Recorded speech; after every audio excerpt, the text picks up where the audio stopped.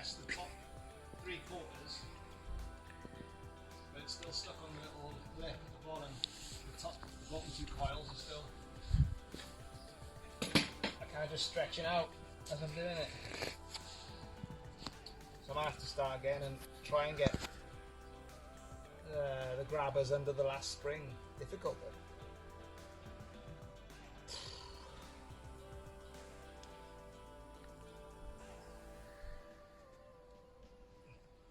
Or I could just whack it with a crowbar. What's going on here?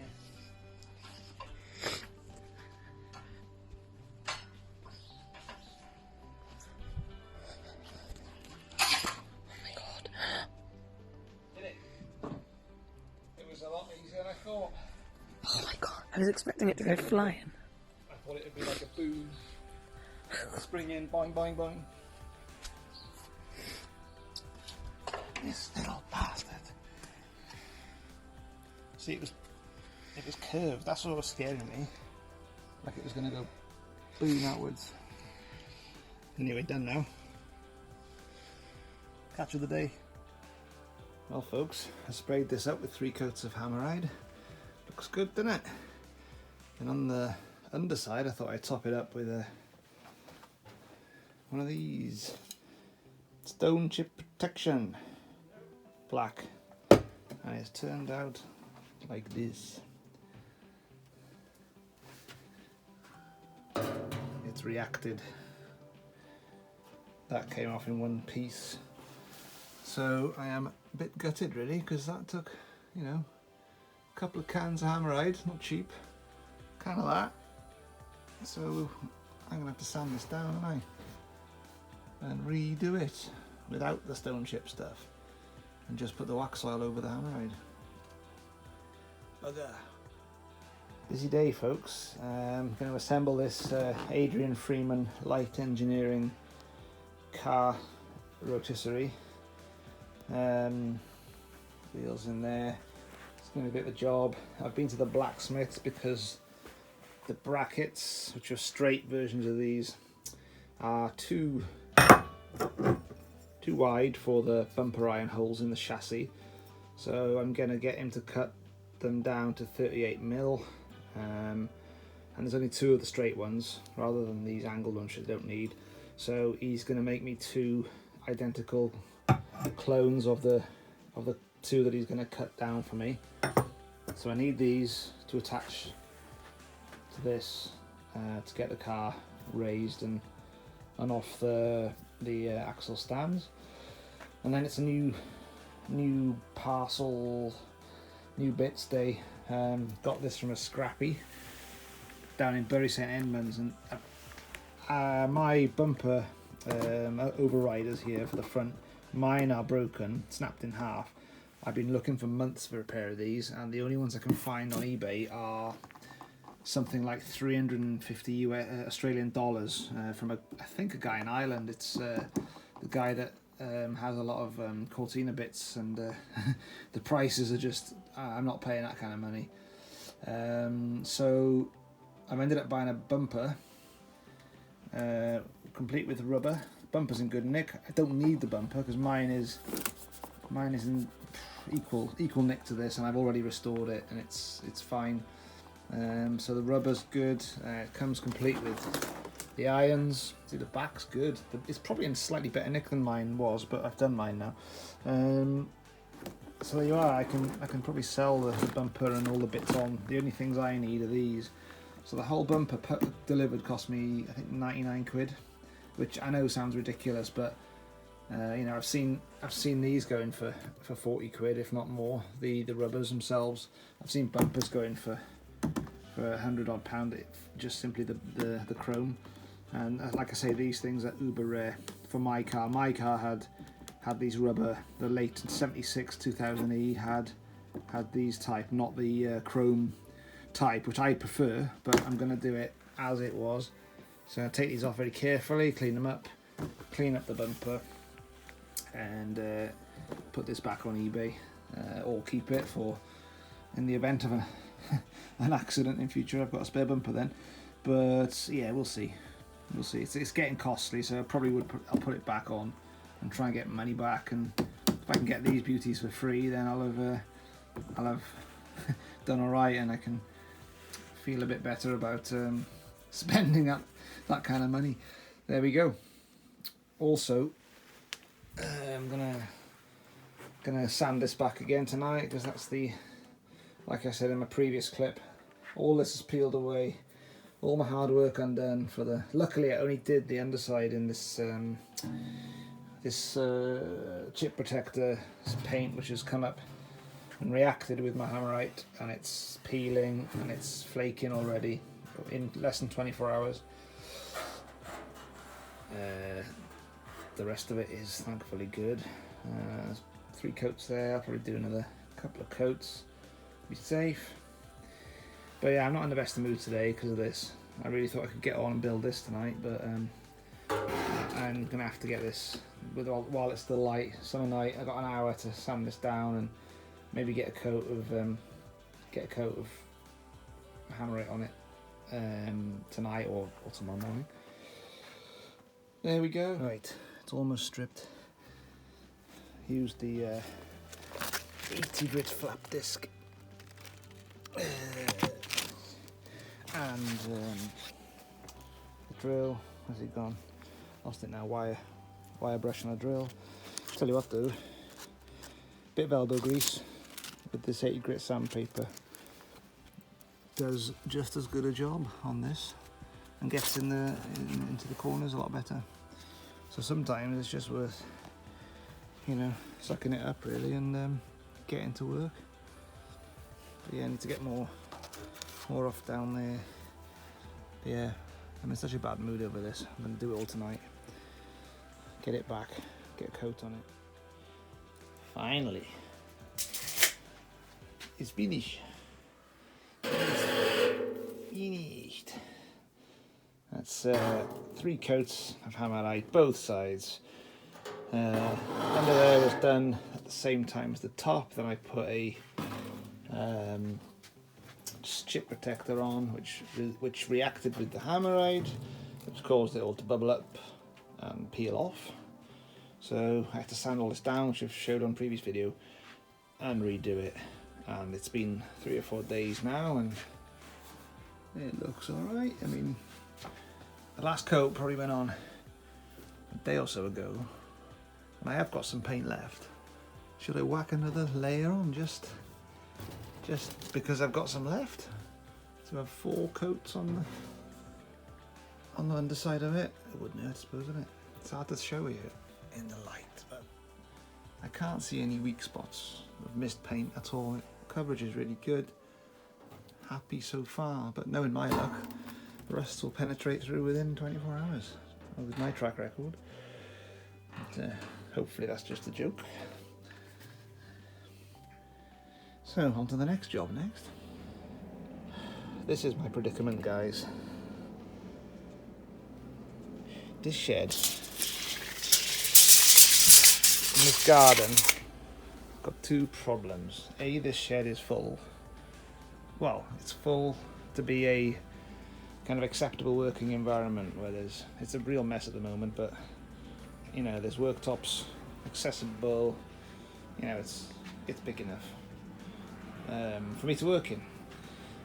That's not ideal, but the storage over there, all the car parts are kind of boxed up and catalogued, and they'll be worked on in this area. It's doable. But the shell needs a home. The shell is currently in the front garden, and all along I've had this horrible kind of monkey on my back, which is basically to get the shell back here. And this obviously is a big shed, but it's not big enough to hold a shell and all the components separately and to work on it, welding, etc. So the major problem is the only access into this garden is through that alleyway there, which is wide enough for a car, but there's a fence in between, Okay. There is the gap.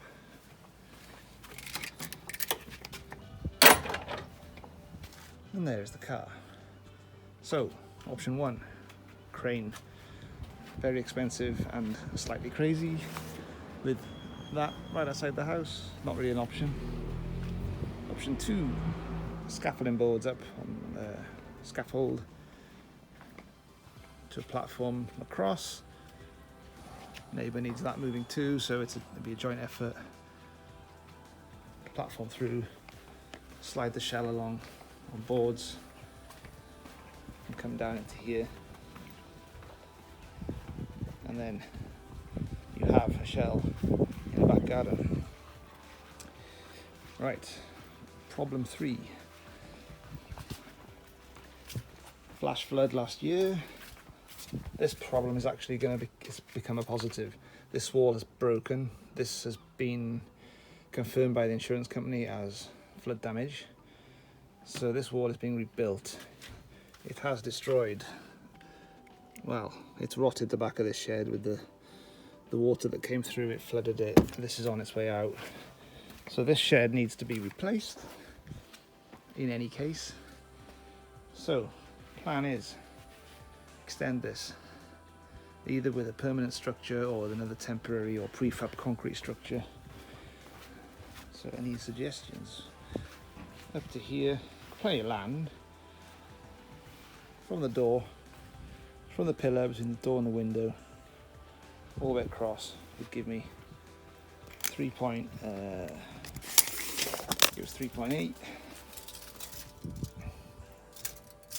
I can get a grab on this.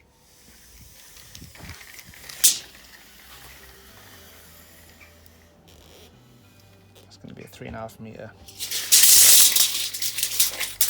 3.5 metre width, which is fine. How wide's a Cortina? 1 point, I can't remember, 1 point something, isn't it? It's not too bad. And then we would come to about 4. Don't forget, the choice here is you knock through their window and door, and you get the rest of the garage as well. If we do that, we don't need to come out too far. Come out to here. Otherwise, if it's a separate structure, we're gonna have to come out. You know, I think a Cortina is about 4.3, isn't it?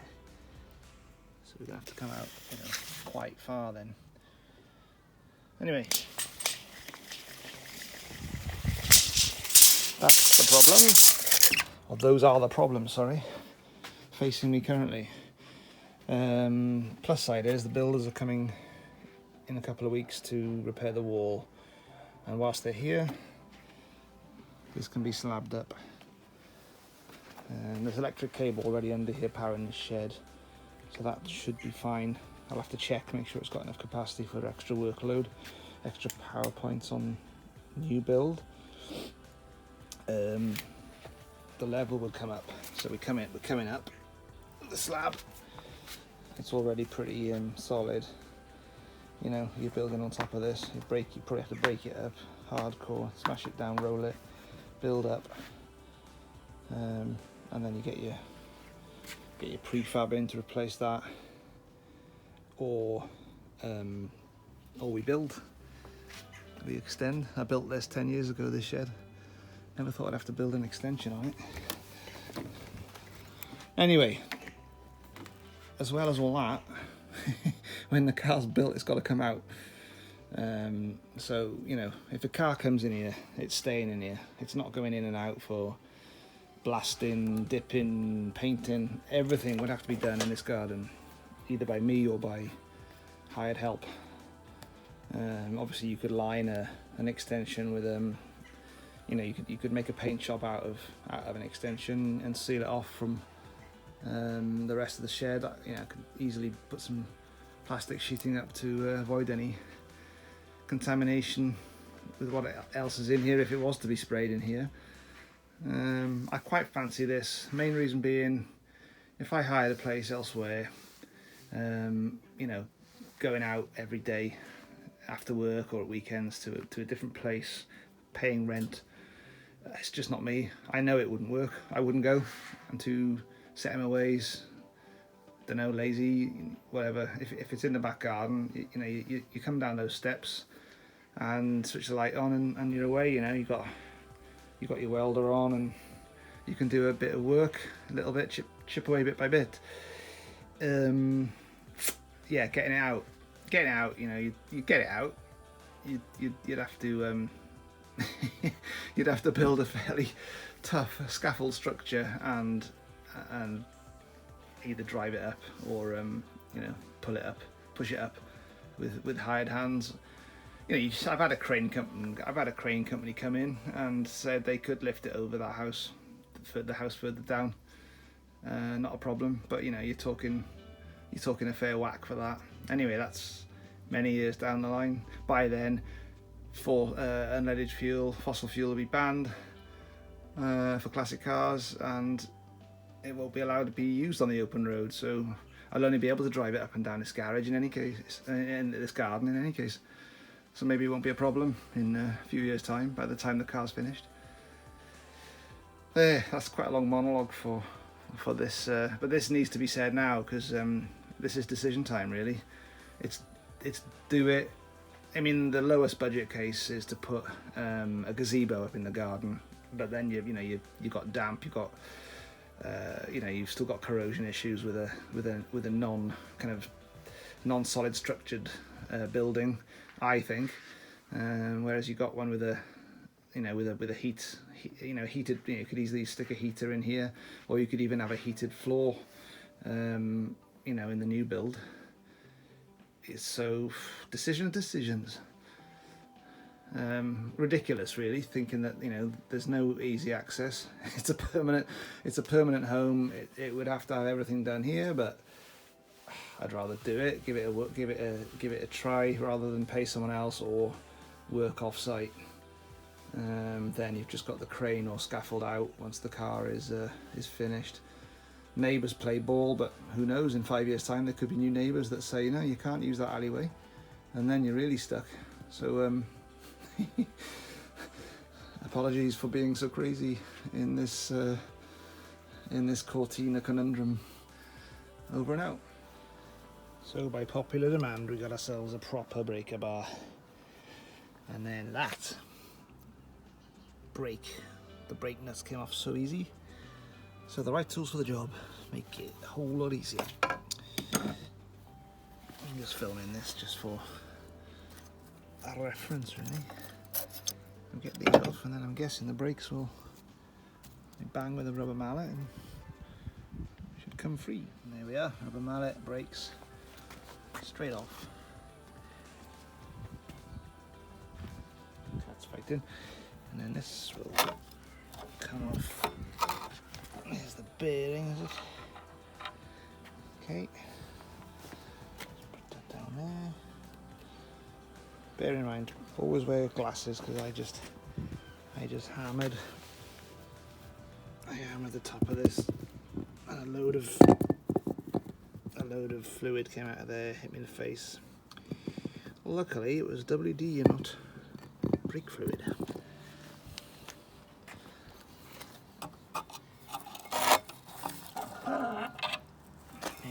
Go. Progress at last. With the right tools for the job, it's a lot easier. And these next. So there's the bare spindle, which we got this off finally. And the brake. So that was just held on with 2 big bolts, which were quite tough to get off, but we had the what do you call it, the big lever bar. And how did we do it? Well.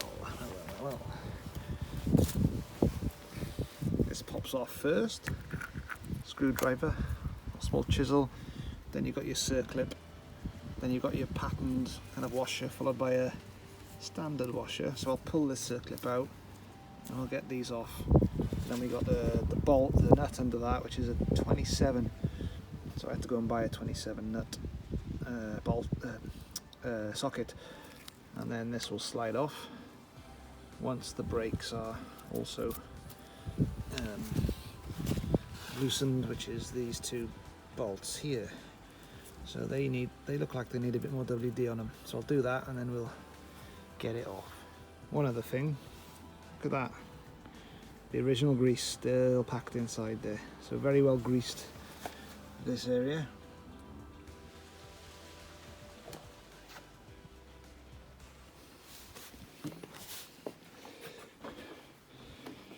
So, finally got the clip indoors with the brakes off and the steady disky things off, exposing the spindles.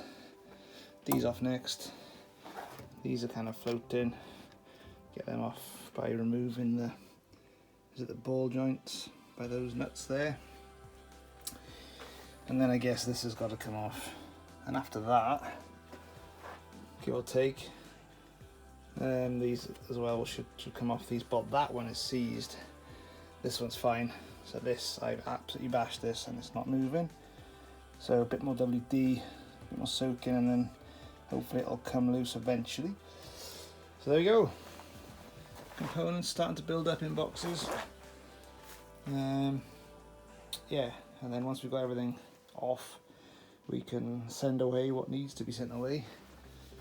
I mean, this will be powder coated, of course. I can't do that. I could possibly. I was thinking of buying an oven for small stuff, but you know, big stuff, big thing like this, no. And so I think I've knocked that on the head, that idea. So I'll get everything that needs to be powder coated sent away to be done, and everything else, whatever else is from here that I mean, the brakes. You know, again, you don't mess with brakes, so we'll make sure they're properly restored with whatever company is out there, reputable company to do it.